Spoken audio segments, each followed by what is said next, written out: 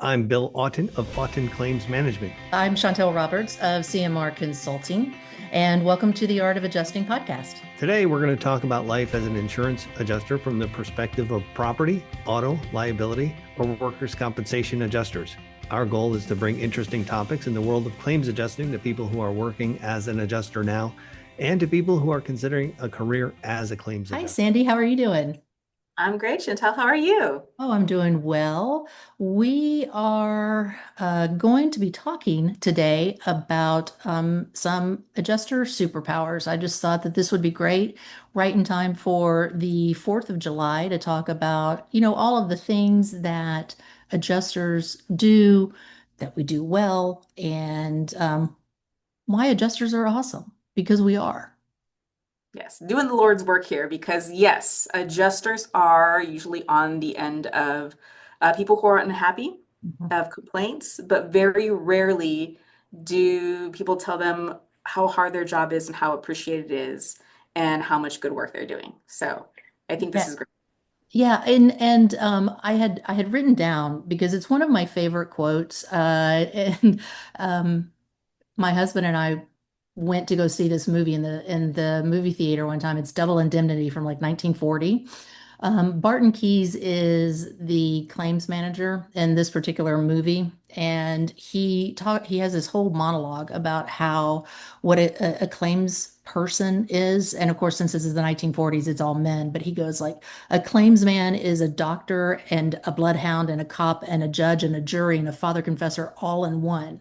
And I'm like, that is exactly what we are. Because if I had to define what an adjuster really is, I would say it's like a modern Renaissance person. I mean, like you have to know a little bit of everything, like how a car is made, how to repair them, physics, chemistry, bodily injury, all of those kind of things to be able to adjust the claim, let alone legal of how to read the policy and all of that kind of fun stuff. Yeah, I remember when my first day, probably around the first week of being an adjuster, when I first started, and they put you in that training, and my mind just being blown of like all of this. Yeah. I have to know all of this. I have to understand HICFA codes and UBs, and I have in the medical terminology, and for somebody brand new, it feels very overwhelming to think of. Yes, you'll get there, but you have to be an expert in all of these different things because Right. it is a little bit like a jack of all trades type of job, which Right. is and I think that's one of the reasons why I like it is you're always learning new things, but it can be very overwhelming for folks if they don't have that proper training, if they don't have that support. Absolutely. And I actually think it's kind of funny in a sad type of way because what Keyes does in Double Indemnity is he's trying to offer Walter Neff to move over to the claims department because Neff is an agent right now, but Neff would have to take a $50 pay cut. And I'm like, oh, see, this is what's wrong with Right. insurance right now, is because we've got to know all of these things, and you're offering your adjusters like $50 less a week or a year or whatever. He didn't say which what was, but I mean, like, you got to take a pay cut to become an adjuster. Oh yeah, let me sign up for that job. Yeah. I totally want to do that and get yelled at for 8 hours a day. Yes. Yeah. And just in general, right? It's tough to make those transitions in insurance because there's not, and maybe some organizations do it better than others. But there's not a lot of great opportunities for that cross training. So if you have someone who says, "Oh, I want to learn and I want to, try this for a while," you do. And like a lot of my career moves have been lateral just because I wanted to learn and there wasn't an opportunity to learn where I was. Because usually you're tied to a specific line of business or specific clients, and they're not really incentivized as a company to let you move because they want to keep a client happy. So it makes it really tough for that mobility. I agree, and I think it points to, and this is something that I did too. And for adjusters who want to become I think, even better at what they're doing is, and I do recommend this quite often, is to change your book of business or the type of claims that you are offering or working, maybe every, not year and a half, 2 years, something like that, because you get to see a pattern recognition kind of deal. Because just because you see something like you only work auto claims, you will start seeing something similar in property damage, like homeowners or something like that. And I think that's one of the adjuster's superpowers, is to be able to like step back and be able to see, like, I don't know, those codes in the matrix kind of deal, where we can go, wait a minute, I've seen this before. This is what's going to happen here. And you can kind of get ahead of it. And it's especially useful if you get a lot of that kind of different, I don't know, experience, like ones in, even if you did auto, just property damage and liability, you're still doing auto, but you're doing two different types of it. Mhm. Yeah, and I think one of the things that transfers over for all lines of business is ultimately it's about people. It's you're dealing with people and you learn those skills of, being able to investigate without making it feel like you're accused. It's like it's not an interrogation, Mhm. right? Being able to get information from people, being able to like build that trust, being able to tell, is someone being forthright with me? I can tell if somebody's lying to me. Like that skill set transfers over across all lines and comes in handy in everyday life, just in terms of your regular relationships. So it is something that I think a lot you learn by doing it on the job. Mhm. But I'd love to see more mobility to different lines because you're right, that's the sort of the soft skills really Yes. do carry over. And I think and you are absolutely right, because I don't think that the companies will do this for you. I did something similar when I was working at Liberty Mutual. I wanted to gain some more experience, and I wanted to move up in the company. And I knew for me to do that, the best way for me to do that would be to like a change in a department. So I was already doing semi-tractor trailer rigs, uh, general liability, accidents. And then an opening came up with special investigation units. And so I applied and I got that job, and I became a special investigation investigator. And that was like absolutely invaluable, learning those soft skills, learning how to look at people, how to ask the right questions and things of that nature. So it's don't expect, I think it's different now, because I think companies used to want to invest in their people. And I'm not saying that they don't now, but I think that you have to do more of that investing yourself. You have to look out more for yourself. Yeah. And I had a similar experience too. I had done work comp for like a decade and I thought, I want to learn other lines. I want to do something besides this. And the response I got was, well, you're tied to these clients and what are we going to say to them? How are we going to say that you're pulling back on their account to do other things? So I ended up leaving because I wanted that opportunity and I knew I wasn't going to get it there. And I went to go handle on a health plan side, a sub team, because then you got to deal with not just the work comp, but all third party liability, medical malpractice, mass tort, and all the stuff that I normally would never be able to be exposed to if Right. I stayed in the same department just doing work comp. But again, I think that one was a little bit of a pay cut I took because I thought this is the only way I'm going to get this opportunity to grow. And it's unfortunate. It shouldn't be that way, It should right? not. It Yeah. shouldn't be. No, I totally agree with you. It shouldn't be that way. But and if the employer is talking to you like, oh, well, what are we going to do with our clients? They like you so much. Well, you know what? That sounds like a personal problem. Right. This is not my problem. It Yeah. honestly, guys, as an adjuster, you are a valued member, and so what they should be doing is recognizing that and building you up, and then bringing people behind you and spreading the love with the clients so that you can move on. And think about it this way: you're even helping those clients if you're recognizing that, hey, this particular loss happens all the time, or, whatever, Mhm. being able to pick up the phone and actually talk with people or something like that. There's something that I call like code switching, where you have to know how to speak insuranceese and legalese and then construction ease, and auto repair ease or whatever, and then being able to translate that into just plain English. And when you're talking to your insureds. Uh, I will give you an excellent example. Um, I was in the hospital recently, and the doctor came in and said, "Yes, we think you have a possible pulmonary edema." And I'm like, "Okay, pulmonary, lungs, edema. Is that the bruise that what's the edema? And she goes, "Fluid on the lungs." And I'm like, if you would have just come in and said, Yeah. "We think you have fluid on the lungs," which is known as pulmonary edema in medical terminology. See, that's the difference. And that's one of our superpowers that adjusters have to have. Hmm. So we got to know how to talk to people. Yeah, the communication, right? And it takes a long time to Mm. learn how to translate that in a Yes. way that makes sense to people. And nobody really teaches that.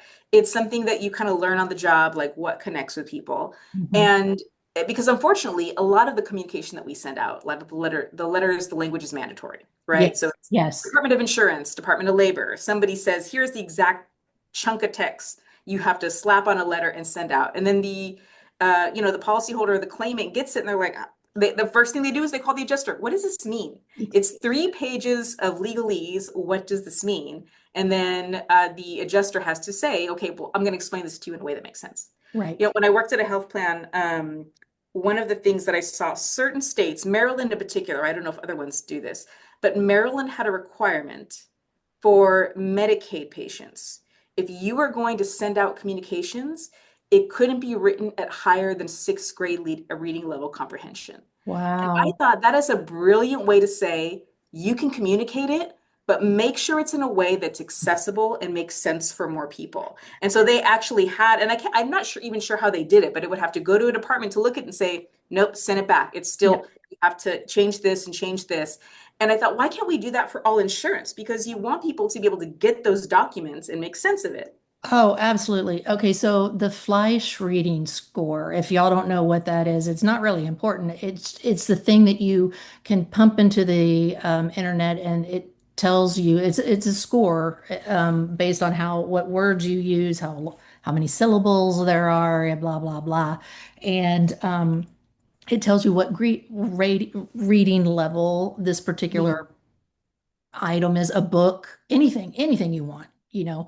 And some states do have that for their uh, policies. And I mention this when I talk to my students. I think in Texas, the policy has to be college level.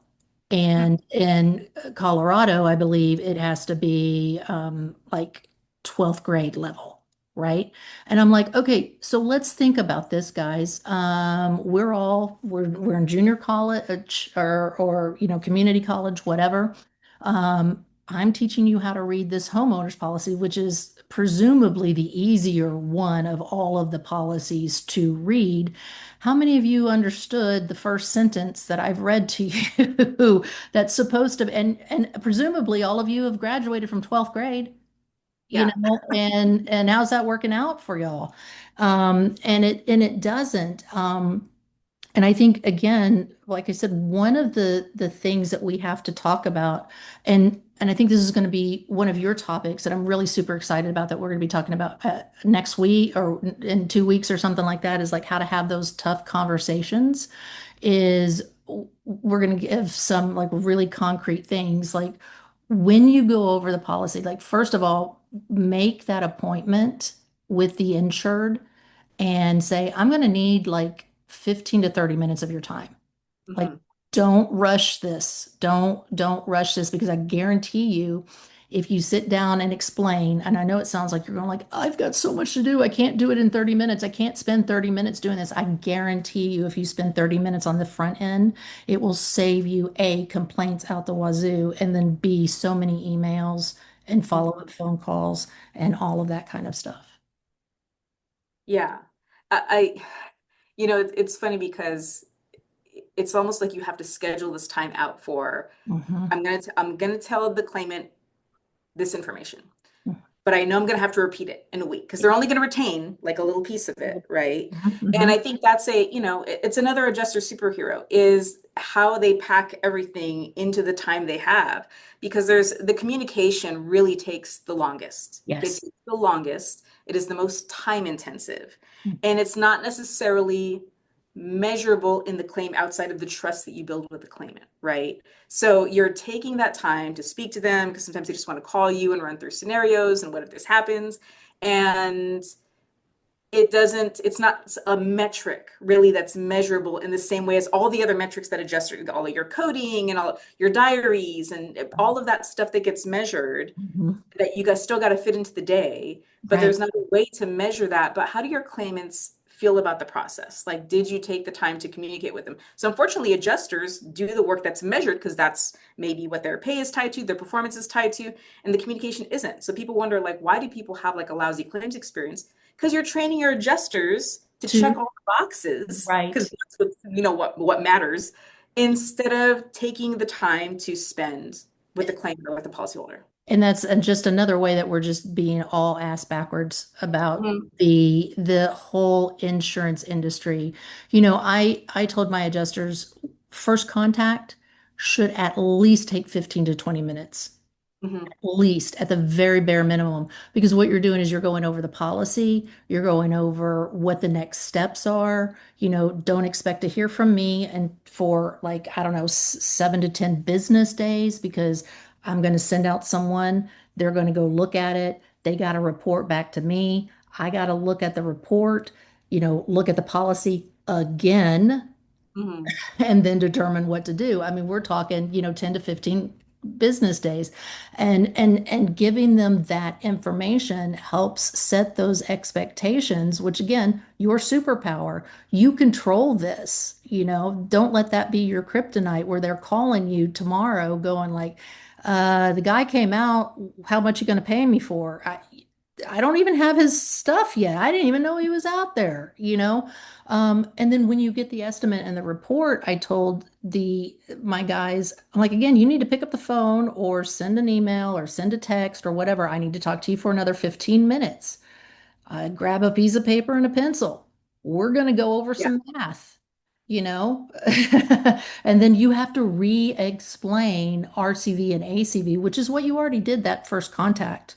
Mhm. But it's just like what you said. You just have to keep going over and over and over and over and over again, you Yeah. know? And I would always tell when I used to do training, I would always tell adjusters the worst thing you can say is, I'm going to do this and then I'll get back to you. Mm, What does that mean? Like right, in their mind, that could mean like end of day. That could mean like, right, oh, Sandy's gonna get back to me. Like she said she'd get back to me. When really you're thinking, I have to subpoena these records, I have to contact these other people. It's really gonna take you a week. Like right. you gotta set the expectation because in their mind they have no frame of reference. So No. they have no idea what you have to do or that you have, so many other claims that you're handling. So you gotta set that expectation. Yeah, I think logically they do know that, but then on some other level they don't. Mhm. Um, because you're sitting there going, but this is my most important thing, and that's why I do also tell my adjusters, if anybody is a Star Trek fan, you'll know what I'm talking about. It's called like the Scotty or the Geordie method of timing, and it's going to take like, I don't know, 5 business days. Never tell them 5 business days, add 20% to that. Yeah. I'm giving her a rush. She's got captain. I can't give her any more. Oh, look, I did it in 3 days. It's like, woo. And it's that over promise, under deliver. Mhm. Wait, did I do that right? Oh, No. switch. Yeah, the other way around. You know what I mean? I can't do any more, Captain. I just She can't take it. So yeah, you know what I mean. But that you got to do that. And if someone is upset, and I've said this on this podcast more than once, if someone is upset and you say, "Let me do some research and give you a call back," you need to tell them when. I will give you a call back before 4:30 Central Time today, and then for Mhm. goodness sakes, all that is holy, write it down on your calendar because the minute you miss that, you have lost all credibility and you have proven them right that you do not care. Mhm. You know, just like Sandy and I do not care that we are both wearing the same shirt today. Yeah. We don't, we called one another beforehand and we were like, let's do this. We You had a discussion about who should change, and then we said, you know what, let's just know, lean I'm into not it. It changing, is, you this change. is a theme. Yeah. This is the We're theme. doing black and white because we're both good and bad. Yeah. Oh, and if you're only listening to the thing, you need to go watch Spotify or Yeah. watch YouTube because you're just missing everything. See, I was wearing this shirt. I'm like, I'm going to look all cute today and everything. I'm like, woo. We're Yeah, gonna say great minds think alike. it is. Yeah, And now for all future episodes, we will all call before and coordinate our outfits. This will be exactly. awesome. That's what we need to do. Yeah. So let me ask you this, Sandy, because you also have the added benefit that I don't have of being like in the risk management and the, agency side of things.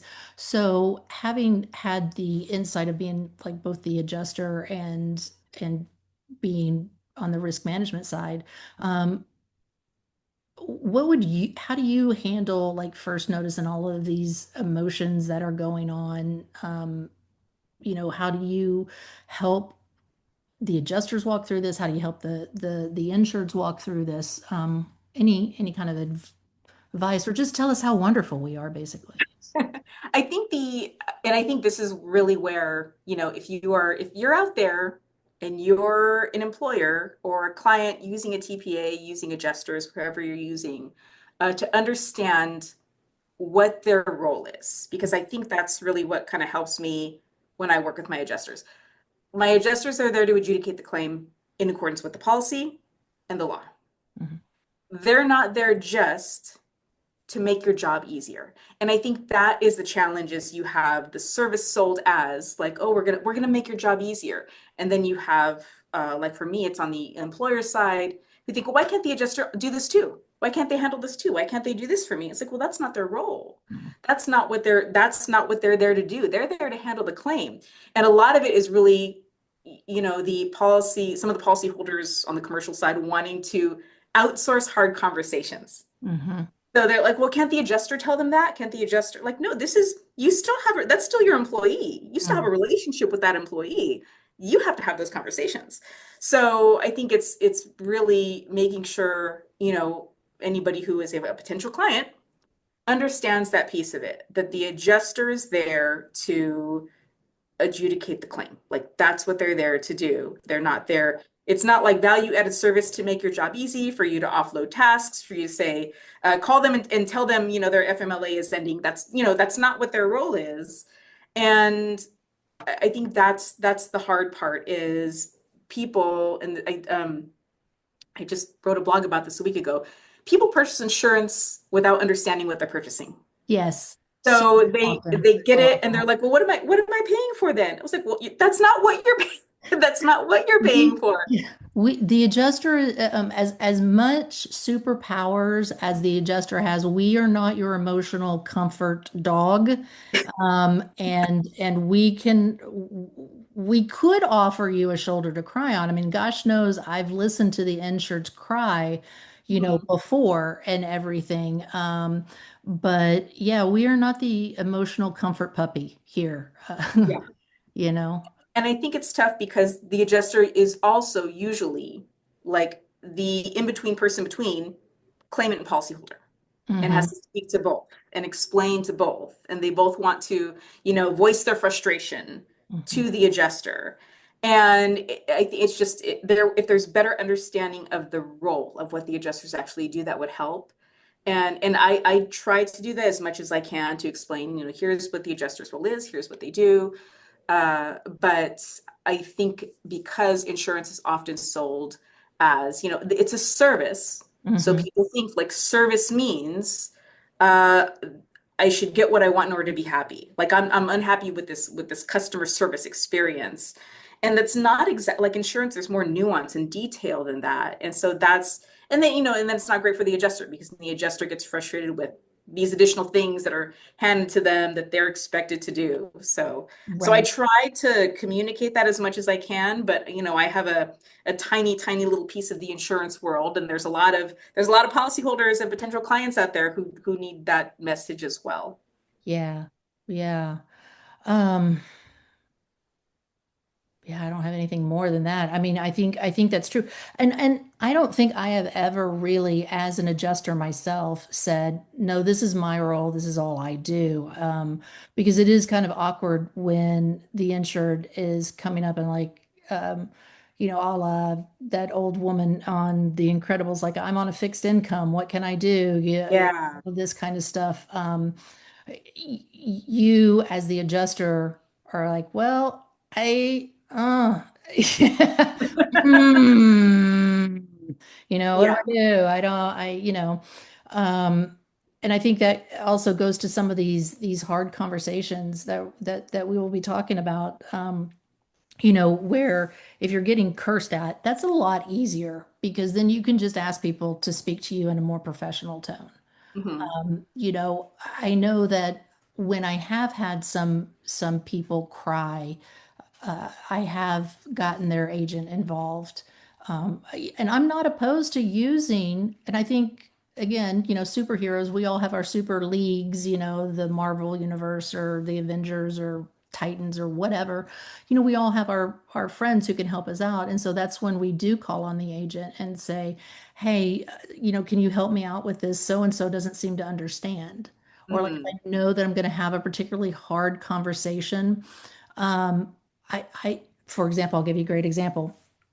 I always tell my adjusters, I'm like, think about your grandmother. Is this the way you want your grandmother treated? And I happen to have had a claim before where it was grandma basically, and smart, very savvy, but we're talking about an insurance claim that was kind of complex, and I knew it was going to be complex. And I knew that she was not, because I had already been prepping her this whole entire time over what would and would not be covered, that I was going to have a really hard conversation with her that she might not get it. And it's even harder to explain over the telephone sometimes, when you can't point to things necessarily. And so in that particular instance, that's when I would get like, do you have your child, your son or daughter who can sit on the phone with you? And because sometimes four ears are better than two. Or can you get your agent on the phone? Because maybe you can go to their office and they can pull things up and show you as we go along. Um, and grabbing those other people to help you out and explain things can make your job easier, I believe. Yeah, I think so too. I think it's really that partnership really helps, so that they're hearing from more than one person. Because sometimes, especially when you're trying to establish trust, and unfortunately, insurance does not have the best reputation with the public. So they think like, oh, the adjuster just, they just don't want to pay out my claim. They're just trying to pay as little as possible. So it's helpful to bring in other people to help you deliver this message of this is what the policy covers. Right. Here's right, so that they understand you're not trying to cheat anybody. Because it's just what, like, I'll lurk on Reddit on workers' comp and insurance and claims just to read the stories, and the things that people post, they make Just these, to read the yeah, stories. just to read the stories. Uh, Yeah. you and the things people post, that the assumptions they make, where they think like, yeah, the adjuster gets a bonus if they pay under the policy. Like, I've never seen that money. We don't get nobody's paid extra money for shorting a policy holder for doing something unethical. But those assumptions are out there. And Oh, yeah. again, because there's just not a great effort in the industry to educate people and say, here's how this works. The adjusters don't benefit from deceiving anybody. There's actually like bad faith claims handling practices and the things that you can get dinged for that stuff. So Oh, yeah. That, by the way, comes up more often than not, and I am so sick of responding to it. The fact that adjusters lowball so that they can get um, a bonus and everything. Here is the deal for whoever is listening. Adjusters do not get bonuses if they quote unquote lowball or offer beneath settlement levels or whatever you happen to think it is. We don't get that money. The yeah. adjuster, that money does not go into the adjuster's pocket. So, for example, if we say that the value of this claim is 500 bucks to $1,000, let's say, and we settle for $700, we do not, as the adjuster, get $300 because we quote unquote saved the insurance company 300 bucks. We don't get that. No, what that any kind of bonus that the adjusters get is based off of the entire year, Mhm. off of all of the claims, as opposed to public adjusters and plaintiff attorneys who do receive payment from one particular claim. That's the difference there. And I am so sorry to get up on my high horse, but I have had to answer this question so many times in expert witnesses reports because it gets brought up over and over and over again. It is a myth. It's a prevalent myth. It needs to die. Yeah. It just needs to die because the only people who are getting paid off of one claim are the plaintiff attorneys and the public adjusters. Yeah. Yeah. Definitely their compensation is tied Is to the final tied to it. settlement. It's a So percentage. So if yeah. anybody has a goal in any kind of claim settlement, it's gonna be the plaintiff attorney and the public adjusters. Yeah. Yeah, yeah, I think there's just, and again, it has to do with the trust in the industry. Yes. And because of the trust in the industry, even if you, I feel like, because trust me, I've had these conversations with family members. As someone who's insurance, you go to Thanksgiving dinner, you get to hear Yeah. everybody complain about everything, like how much I'm paying and this claim and what happened. And no matter how much I try to explain, it's so hard to get people to understand that's not what's happening. Right. They want to believe like, no, it's like someone's out to get me. Mhm. And so I just think we industry, not you and me, we're doing great. We're Uh, we're yeah, fantastic. we're great. But we industry just have so much work to do in terms of the education and spreading that awareness and I those stories of everything that we're doing right, those aren't told. No, I will tell you something.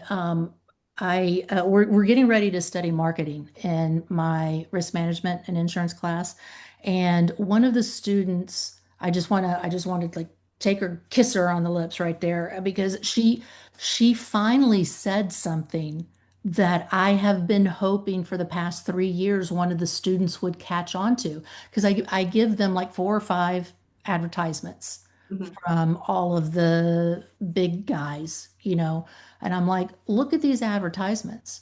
What do they all have in common? What are they talking about? Blah, blah, blah.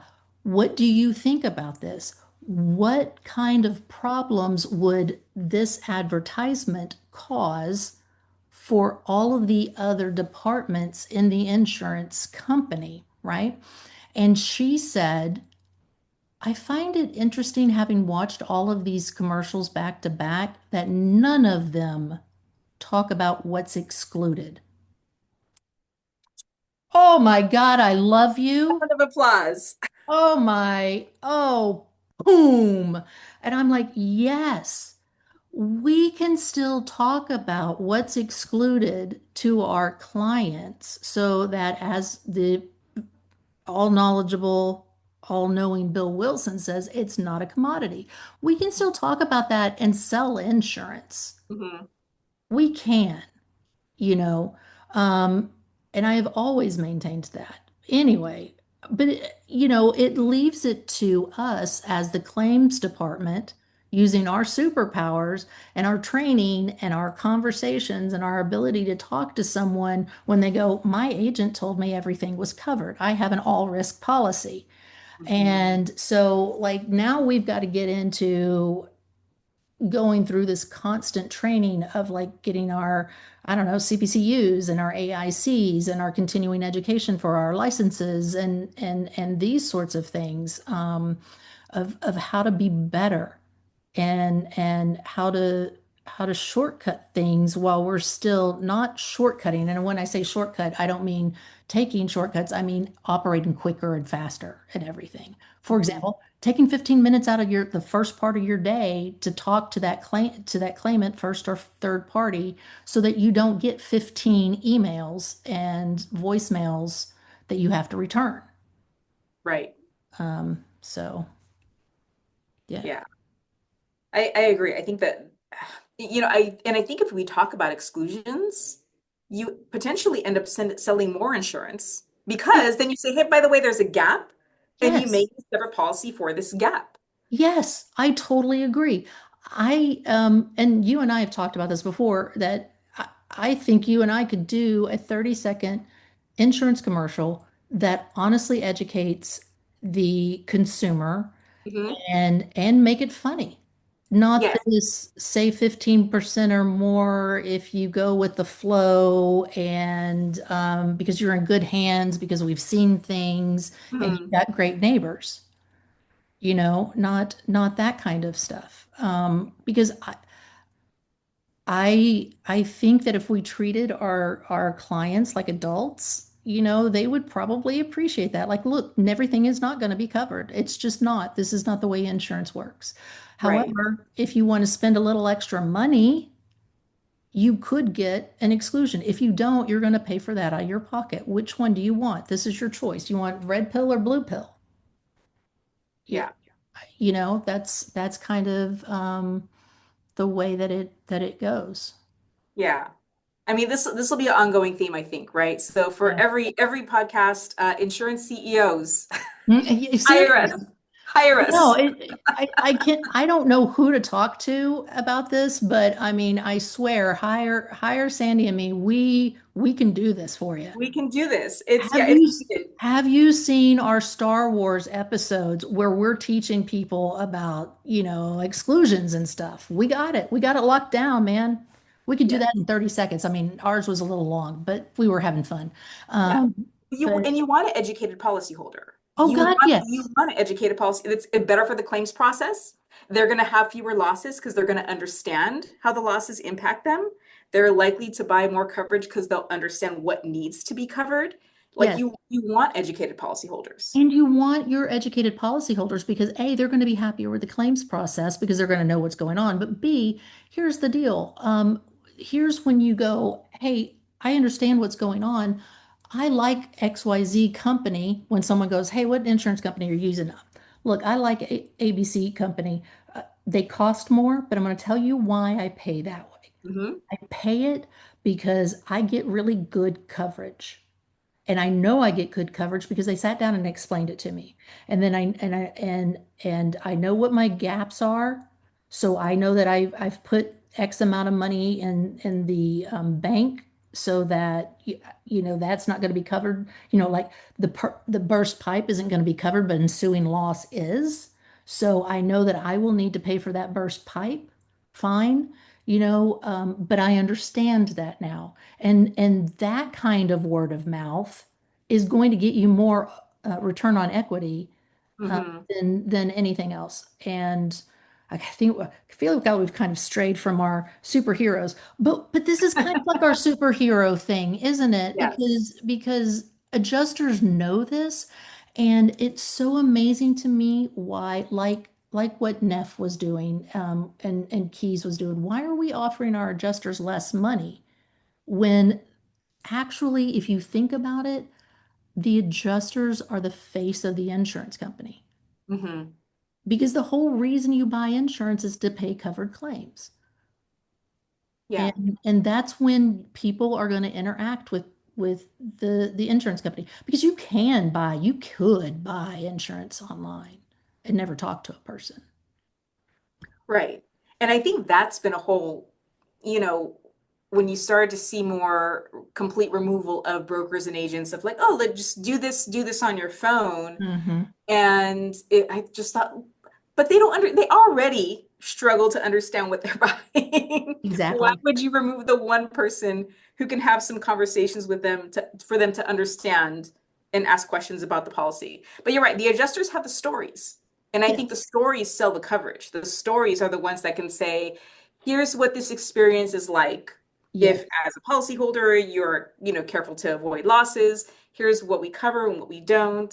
Hmm. Like that's what should be used for marketing. So, like on top of all the superpowers adjusters have, that's your for a carrier. This is your Storytelling. marketing Yeah. superpower Yes, to bring in the adjusters. yes, we market and we're the ones who help. And so you got to pay us more and get us more. Okay, so we're probably never, now that we've solved all the world's problems in insurance, do you have a superpower, do you think yourself? Do you have a superpower? I think my ability to probably the storytelling piece. I Mm, think that's what I do a lot in my content. I'll something by analogy. Let me make a skit that explains this concept in a way that makes you laugh, and because you laughed, you'll remember. And that's yes, the whole goal is do you remember now to check for your exclusions? Do you remember to check for conditions? To look exactly. at your definitions? How are these Mhm. things defined in your policy? So that's like the goal is to try to bury a little lesson in there, and hopefully they remember because they found something as funny. Yeah. Yeah. Well, I would like to encourage our listeners, if they have a superpower, to let us know. Drop it in the comments below and all of that kind of stuff. Um, do not barbecue near the house. That's bad. Oh yeah. No barbecuing near the house. Also, your homeowner's policy isn't going to cover damage if fireworks are illegal in your area and you're illegally using fireworks and your house catches on fire. So, PSA. Yeah, awkward. Yeah, so we're going to be back on the 17th. And this is where I guess we're going to kind of have like a continuation of this kind of conversation where we talk about, and this was actually your idea, I'm really looking forward to it, about how to have these tough conversations. And I had written down, and we've talked about this before, Bill and I have, but I wrote down some things like, okay, this is what we need to say here, and this is what we need to say here. So I think it'll be a little bit more concrete, hopefully. And I think it'll be a really good session. I'm really looking forward to it. Yeah, I am too. It'll be great. And Okay. hopefully our shirts will be matching again. We'll Yeah. coordinate. Oh, I hope so. I'm gonna wear gray. No, I'm gonna wear red or blue. Okay. We'll talk. We'll talk. Okay, we'll Okay. talk. Have a great weekend. Take care. Bye. Thanks Bye. for joining us on the Art of Adjusting podcast, where we talk about life as an insurance adjuster. If you enjoyed this podcast or this episode, please give us 5 stars and a review. It does help the algorithm pick us up. Hit that subscribe button real quick and tell all of your adjuster friends to check this out as well. For independent adjusting services, go to www.autin.claims. And for anyone interested in working as an independent liability adjuster, go to the Contact Us tab to join our roster. In the meantime, you can contact me at theartofadjusting.com for consulting and training purposes.